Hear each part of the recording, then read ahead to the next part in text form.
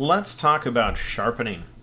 First, you should know that I do a lot of my sharpening using Lightroom. This class is about Photoshop, so I'm not going to be getting too much into that, but I just want to tell you conceptually a few things. Oftentimes I sharpen my image twice. The first time is done either in Lightroom or in Adobe Camera Raw. And if you're in Lightroom or Camera Raw, you'll find an option for sharpening. It's under an icon that looks like a triangle. And that's what I consider to be capture sharpening. What I mean by capture sharpening is I'm trying to compensate for softening that happened when the image was captured. And that happens because most digital cameras have a filter in front of the sensor that actually softens the image. It's there for a reason, and that's so that you don't get weird patterns in fabrics and other woven products that would be known as a moire pattern. And so they put this little filter in front of it that tries to fix that.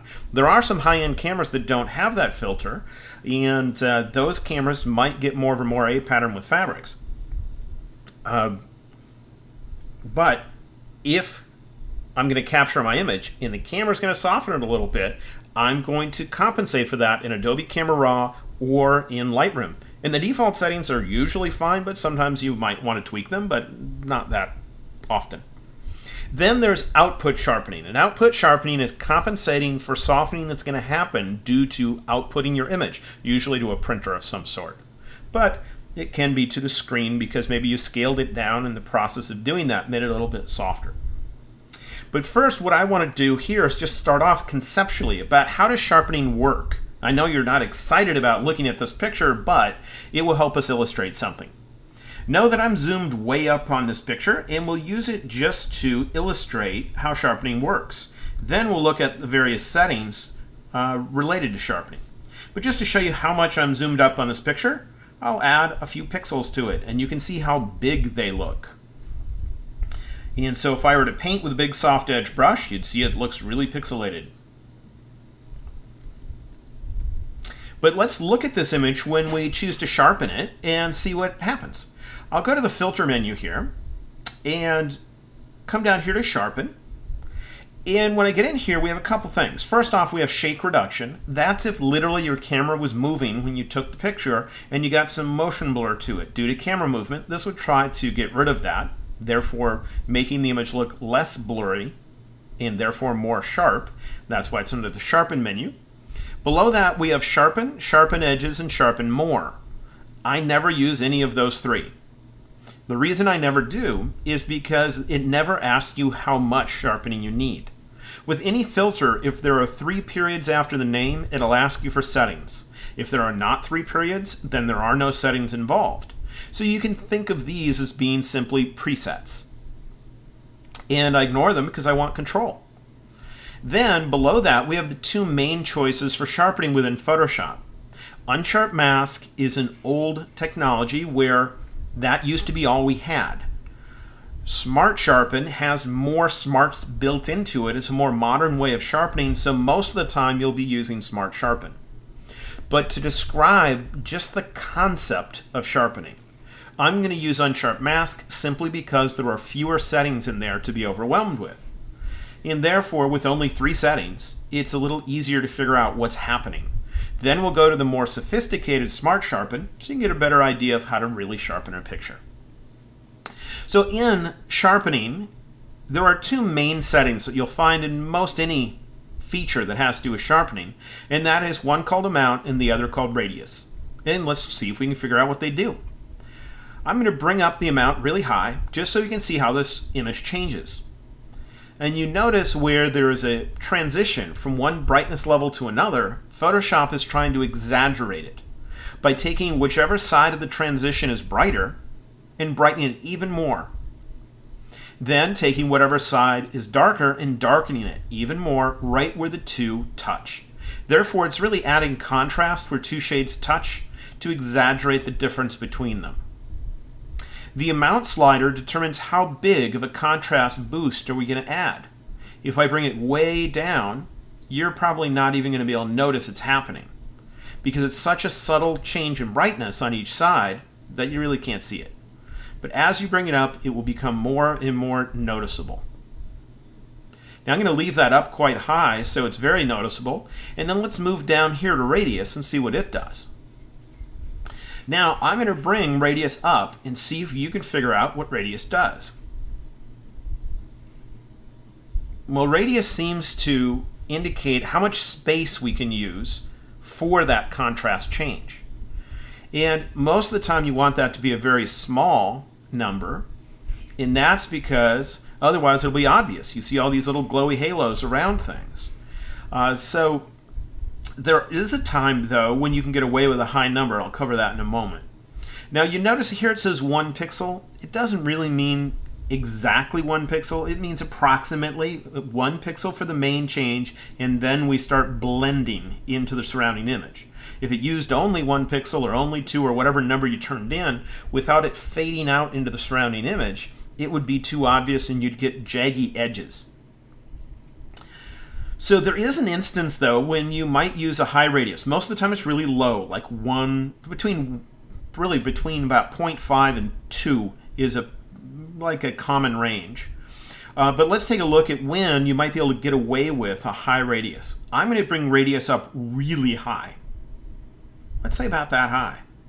And then I'm going to bring my amount really low. And let's see if I can get away with some sharpening on this and make it so you don't notice it much. Well, I'm going to turn the preview checkbox off.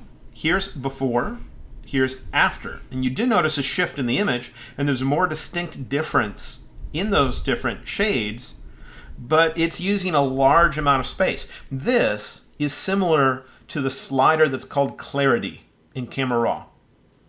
Not exactly the same, but it's similar.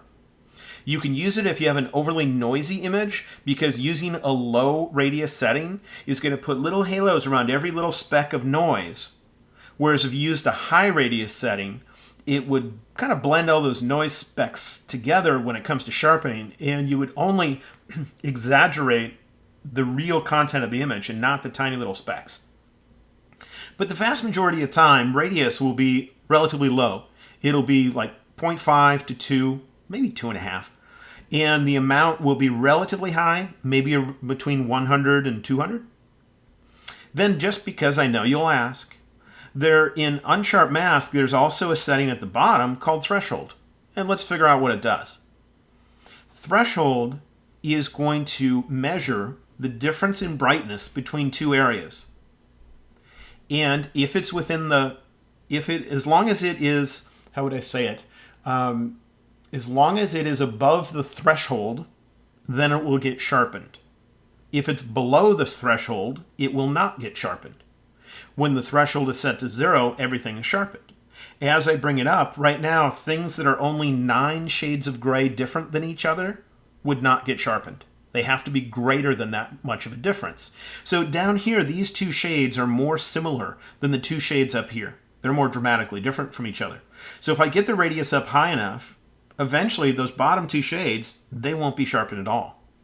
If I continue to bring it up, eventually these two shades, which are more similar to each other than these two, will probably not be sharpened. And if I get this up high enough, then eventually almost nothing will be sharpened, because now everything is within the threshold, meaning the difference between the two shades is 57 shades or less. Now you might be thinking, why would I want that? Well, if you had something like someone's face and the pores on their face, you don't want to sharpen, but you do want to sharpen their eyeballs and their lips and everything else. If you brought the threshold up, usually just into single digits, bring it up to 6 or 7, maybe 8, then those very slight variations in the skin would not get exaggerated.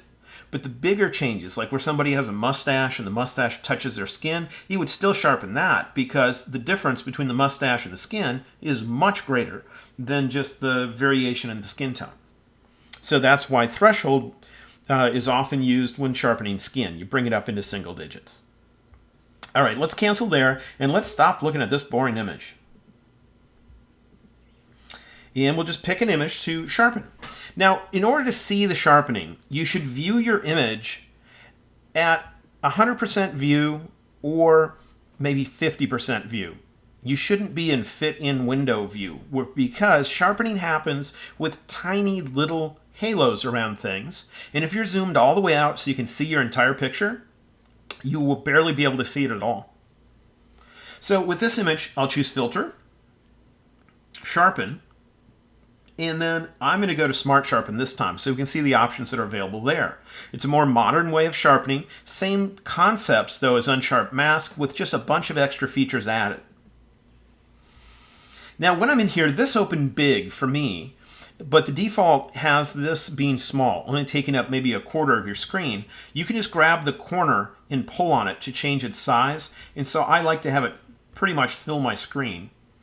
And we'll do that. If you see a rectangle appearing right now, that's part of my operating system trying to decide if I wanted to do something. So same with if I drag this to the top and you see a rectangle. That's not Photoshop, that's my Mac operating system. All right, so we got our preview here. At the bottom, I'm going to make sure I'm at 100% to begin with.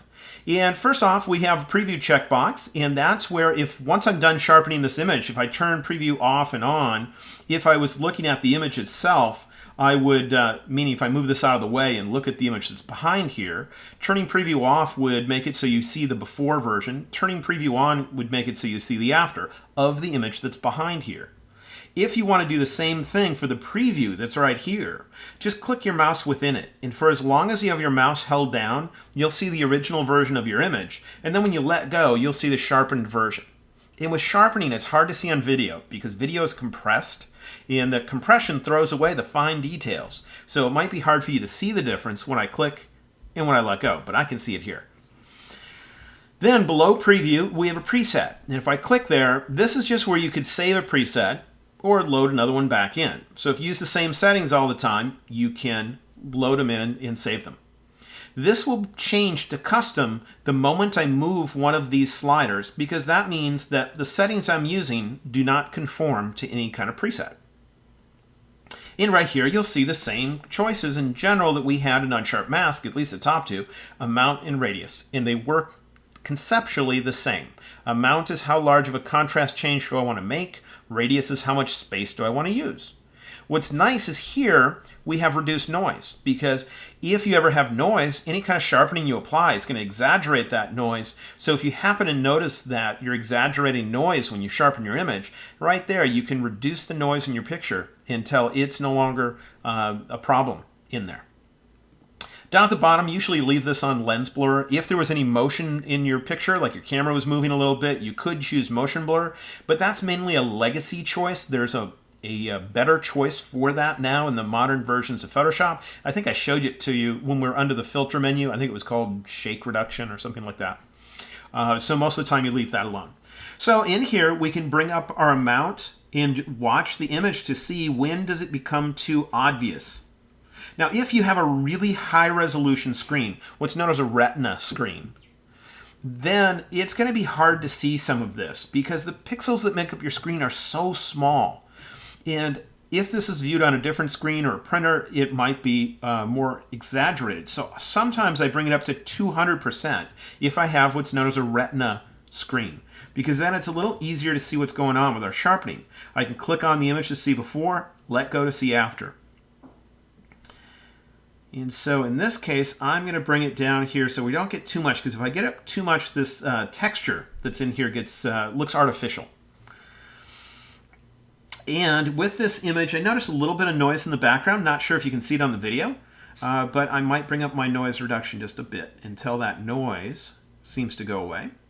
Now, sometimes when you do this, you'll find the bright part of your picture, it becomes more obvious.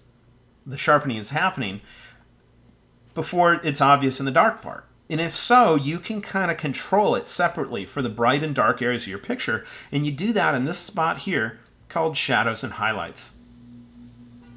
In here, I can choose to take the highlights, meaning the bright part of my picture, and fade the amount. That means this amount slider that's up here at the top, I'm going to be lessening it. And so I'm going to bring this up, and it's actually not lessening just that amount slider, it's doing the amount of the entire sharpening as far as I know. And if I bring this up, I can say let's apply less sharpening to the highlights because it's too obvious in that area. And I'll bring it up until it looks kind of balanced with the dark part of the picture. The other two choices that are here, tonal width, that means what exactly should we think of as a highlight? From white down to white brightness. If I brought my tonal width all the way down, it would only be thinking about solid white. As I brought this up, now it's going to be thinking about things between white and about 10% difference than that. And as I bring this, it'll start thinking more into the midtones of the image. And so if I find that the sharpening is too obvious in the bright part of the picture, I could bring up the fade amount to lessen it in my highlights, and then I could adjust the tonal width to say how much of the image really is it exaggerated in. So I'm only trying to reduce it within that area. The radius setting here then tries to create a smooth transition between that area where you're fading it out and the rest of the image. And I would simply move this up and watch the image as a whole, move it down, watch the image as a whole, and see which setting might produce the smoothest result. Sometimes it's hard to tell radius as far as what it's doing, and therefore if it's hard to tell, then it's not that important. But on some images, when you're fading the amount, a considerable amount, then radius will become more important.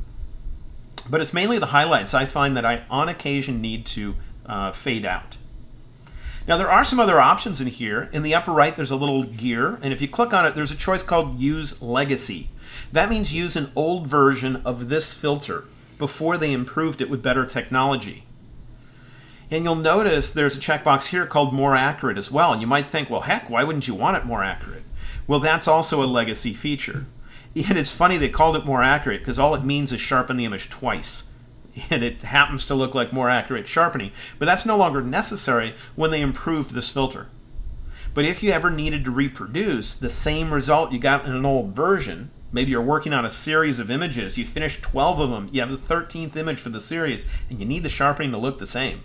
Then if you created those series using the older version, you might turn on Use Legacy to get to the older technology so they can match in appearance. But if you ever do that with a noisy looking image, you're going to find a lot more noise showing up than if you had it turned off.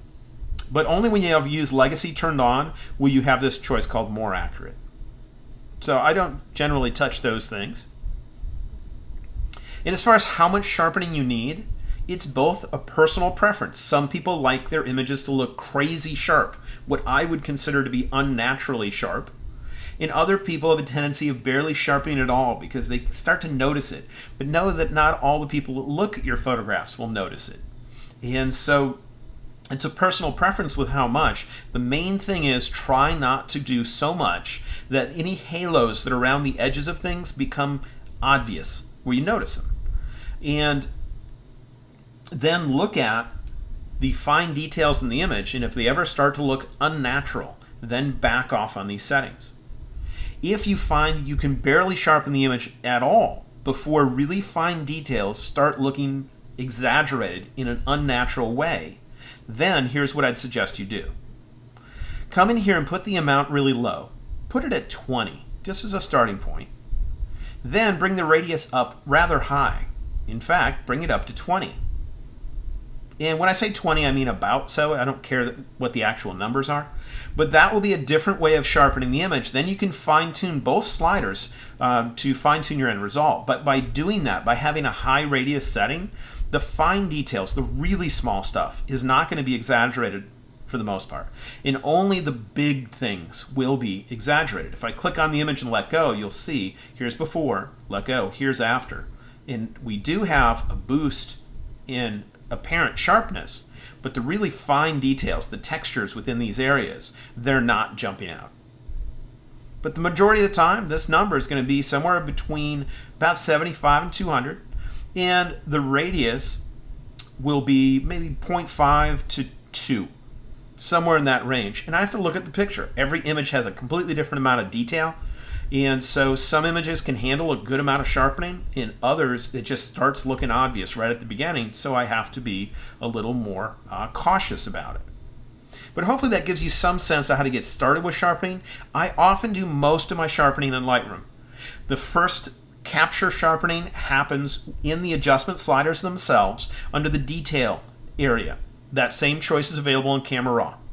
Then when I print my image from Lightroom, in the print area of Lightroom, there's an area for sharpening. In there, it's going to look at what kind of paper you've chosen to print to.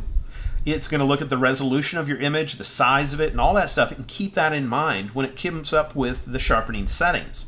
So the only time I'd end up doing this then is when the image, when I just view it on screen, looks soft. And if it looks soft on screen, I'll boost it right here in Photoshop. But if it doesn't look soft, if it looks normal, then I can handle most all that sharpening just using Lightroom.